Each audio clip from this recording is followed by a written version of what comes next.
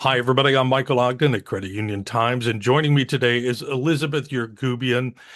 She is a partner at Atlas Advocacy in Washington, D.C., and also works with DCUC as a consultant, helping them as you've been doing this past year. Elizabeth, wonderful to see you. It's been a little bit since we've checked in, but obviously, I wanted to bring you back because we've had numerous conversations since, last April. I guess. But I want to get your initial reaction to this week's ruling in Trump v. Slaughter. You and I have had several conversations, but what was your initial thought when you saw the ruling? I part of me wasn't surprised. I thought the court was going to go in the direction, or I thought there was a very strong likelihood they would go in the direction that they did go in. Because, the Humphreys case, which has been, controlling law since FDR times, has been the court's been sort of chiseling away at it gradually. So the fact that they would get to the point that they did with Trump v. Slaughter sort of made sense to me that they was going in that direction with this particular court. So I wasn't particularly surprised at the decision in this case, or particularly the Trump v. Cook case, because the court has historically made this distinction between the Federal Reserve being different than other independent agencies, and of course they stayed with that type of framework. And it's a little funny because I think the Trump v. Slaughter case sort of goes through this whole idea of what is and isn't quasi-government, and is this idea of an independent agency.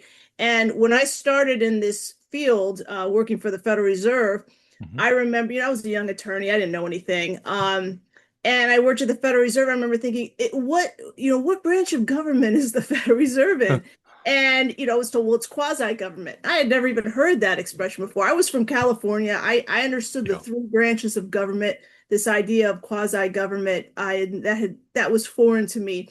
And, now I'm seeing it revisited, and what that actually means in these cases. So that's been an interesting for me to see, based on my experience in dealing with what is and isn't quasi-government, and what is actually fitting into the Yeah. executive branch versus what isn't. Well, let's talk a bit about Humphrey's executor. Again, it's been a big topic. Effectively, it's gone.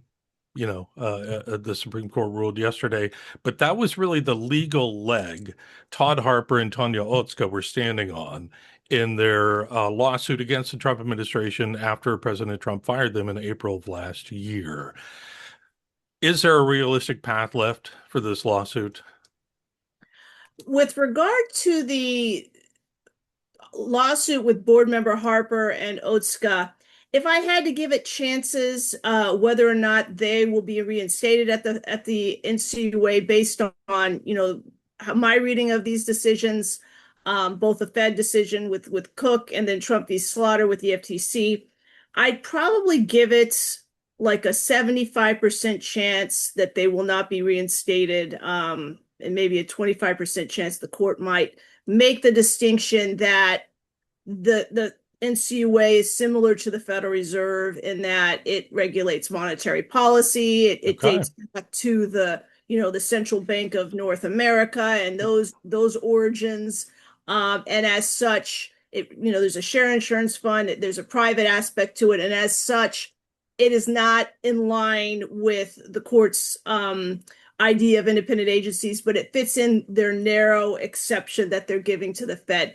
They could always go that way, but I don't think it's a very good chance they will. I think more than likely the court's going to rule the institution of the NCUA similar to how the Supreme Court ruled with the FTC, that it is an extension of the executive branch. It does do executive functioning, and as such, the chief executive should have control over who is in charge of that agency, and should be able to remove them at will.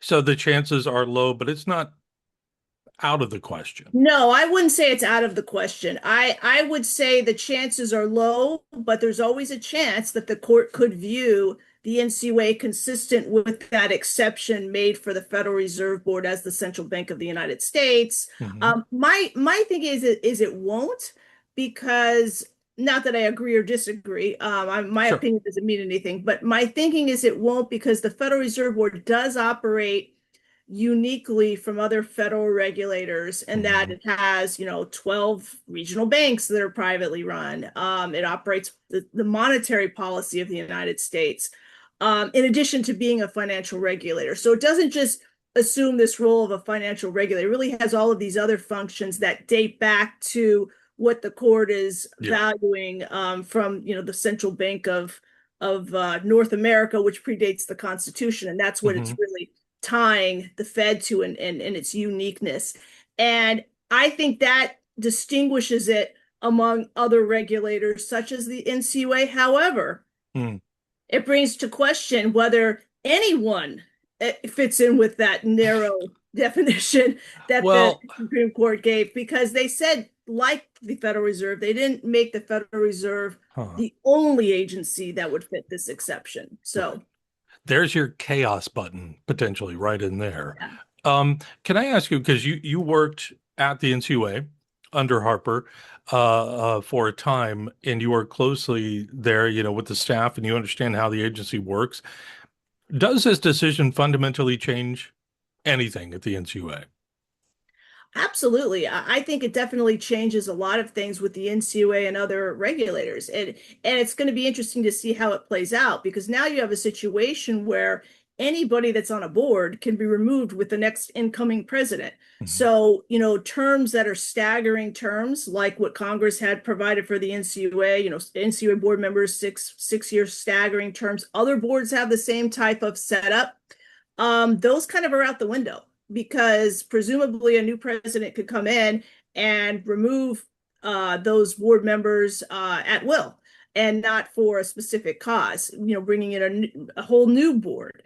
So that does change things a lot for the NCUA and for other agencies, in a variety of ways. You might have board members that aren't there very long, and they don't develop a lot of insight into how the agency operates. They're there, by the time they learn everything, they're gone, and you're Yeah. having to reintroduce yourself to new board members. As a lobbyist, you're probably constantly having to meet with new board members, educate them on your the credit union difference if they don't come from the credit union Mhm. system to begin with. So there is a lot more work on that end. You could see a board that's not filled, because what incentive do you necessarily have as a incoming president to fill the whole board? Right. Not really an incentive. I mean, you could make the board the Yeah. quorum with the two Republican or Democrat, whatever party the president might be, and not completely fill the board. You could have a talent issue where people that want to serve on the board, Yeah. because it's not easy going through the confirmation process. It's not easy having to prepare for that, having the staff to prepare you, Yeah. and to putting your whole financial history on display for everybody. To have to go through that process for maybe only serving 1 or 2 years might not be appealing to somebody, unless it's a really big agency like the FDIC, or another agency, when maybe they don't think that's necessarily worth it for the NCUA. So there's a lot of ways that this will change the agency. It could also make the staff have to take on more of the weight of the agency. Mm. Your professional staff members, whereas the board, it becomes kind of less influential within the agency because there's so much turnover there.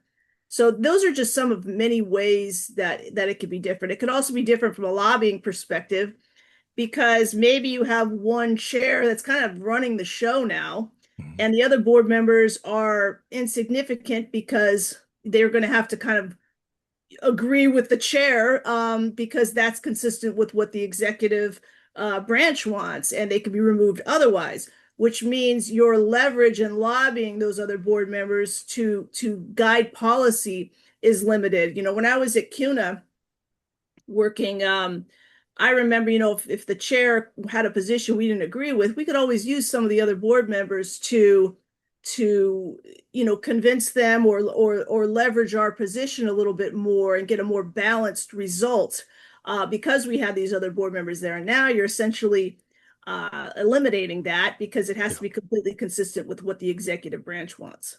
I do have to ask, you've raised Congress, and I've been thinking about Congress and the Senate in this whole situation.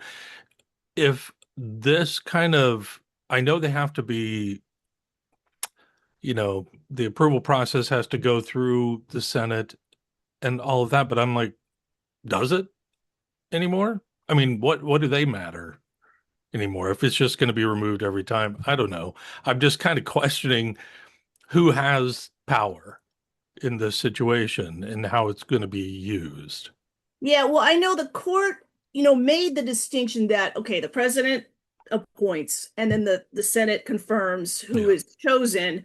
But ultimately, by saying that the president couldn't then remove them later, you're giving Congress too much power over these agencies. Okay. And it's not equal power with the president because now they're stuck with the term that Congress predetermined for them. So, in giving the president the power to remove at will, then makes it more of an equal authority over these agencies. So the president appoints and can remove, and the Senate confirms. So that gives Congress that power, and they believe that's more equal than binding the president to be able to pick somebody, but then be stuck with them if they're not consistent with what their policy agenda is. Could this realistically change how the agency is governed by Congress?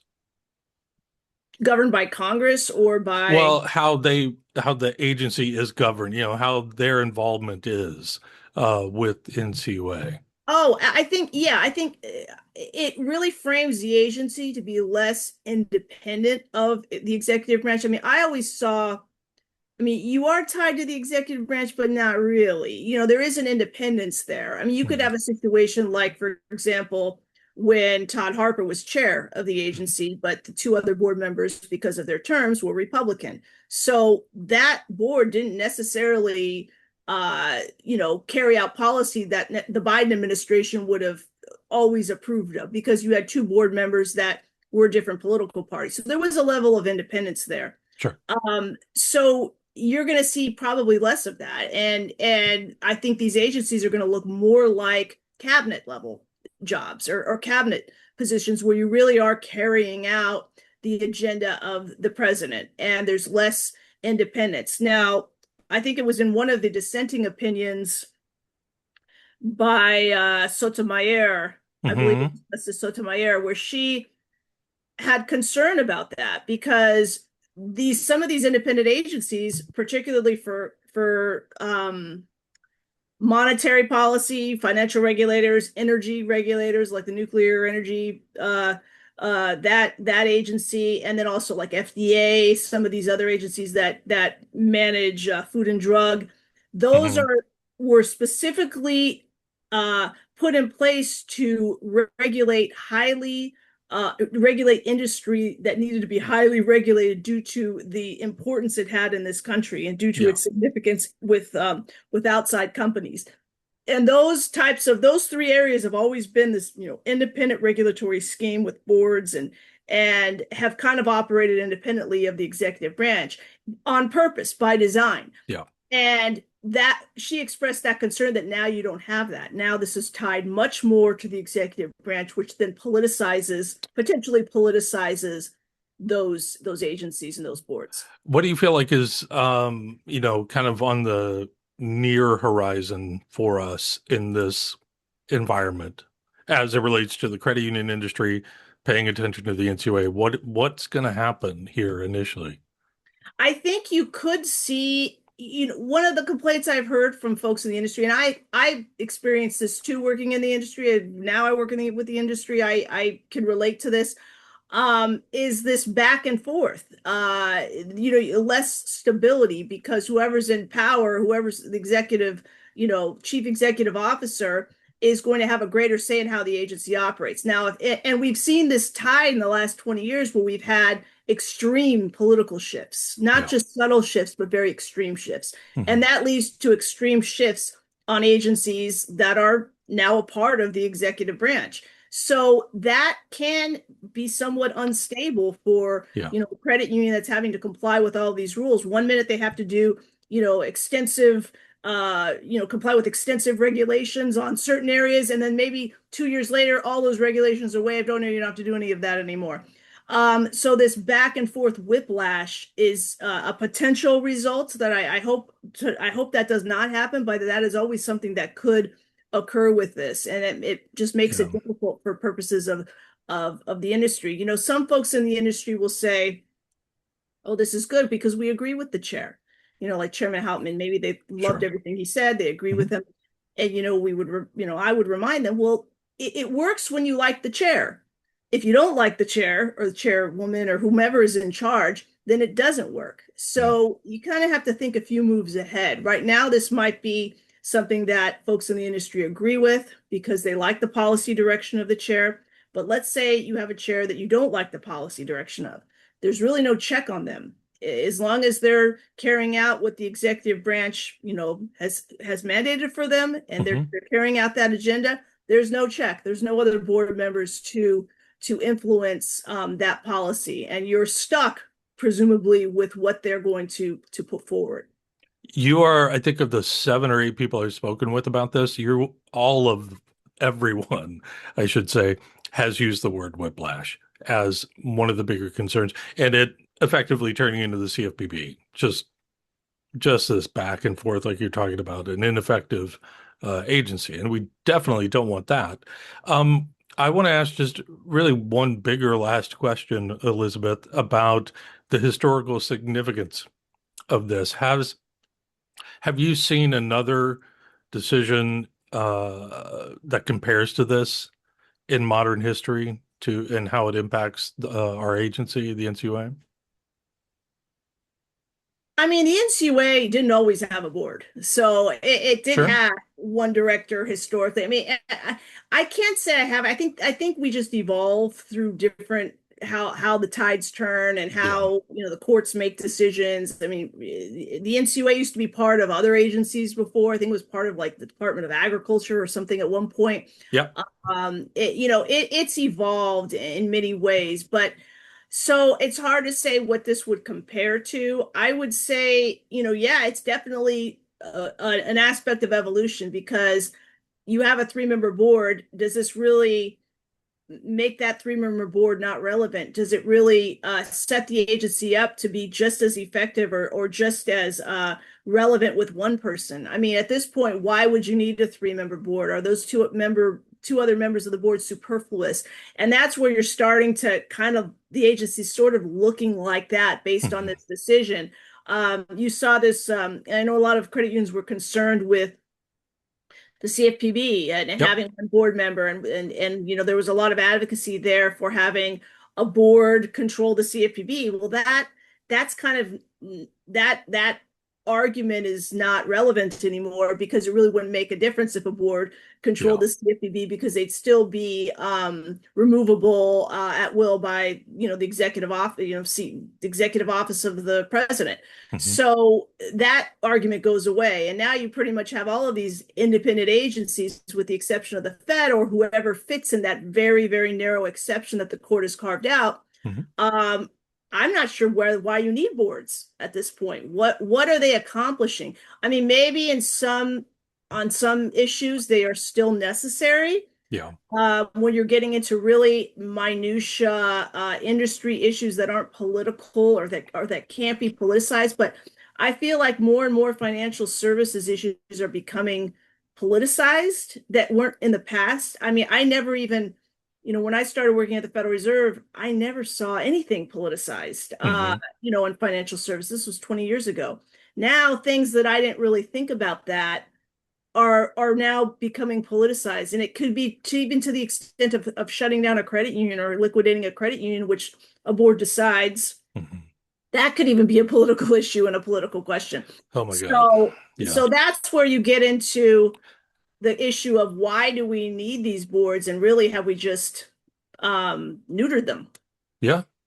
May I ask one final question? You are in the industry, you advise, you help out, DCUC and others. Is there anything you would be advising a credit union executive right now as CEO about maybe we should think about this? and how we're looking at the world now?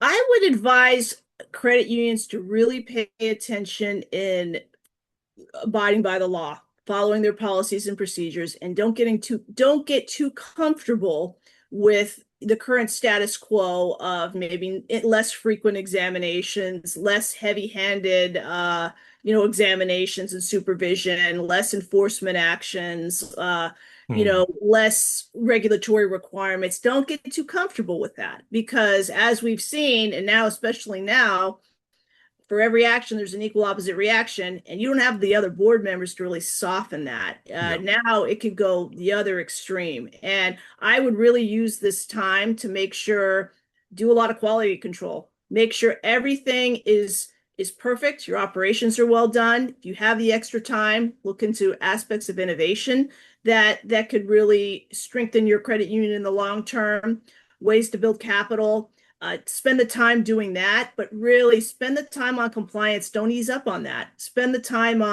on making sure your cybersecurity is up to date. Make sure your staff knows what they're doing. Your Hmm. policies and procedures are really tight so that when that day comes, which it will, and you do get a very heavy or more intensive examination because you have somebody else in charge of the NCUA, that you've been prepared for that this whole time. I would really use that time wisely and not just kind of relax. I Yeah. mean, there really is no time for that, especially given the rapid shifts that the agency can go in now, Mhm. given this decision. Wonderful advice. And Elizabeth, is there anything else you want to finish out here before we hit time here? I definitely think credit unions have to invest even more in advocacy, especially regulatory advocacy right now. Legislative advocacy is very, it's more fun. You got the political action committee, you got the fun political events, you have elections. It's much more exciting. Sure. But really, now that we have these possible shifts in regulatory advocacy, I think it's really important to invest in that. Make sure whoever does take over at the NCUA is educated on the credit union difference and how important credit unions are to our nation's economy. Hmm. And also, I would kind of put some resources in educating the staff because I think they're going to have a greater role now, given that there could be more turnover with these boards. Yeah. Everybody, that's Elizabeth Eurgubian, partner at Atlas Advocacy in Washington, D.C., and also she does consult with DCUC. Elizabeth, wonderful seeing you. Absolutely appreciate your mind and your thoughts on this case, and I look forward to continue to talking to you about all of this. Thank you. Thank you for having me.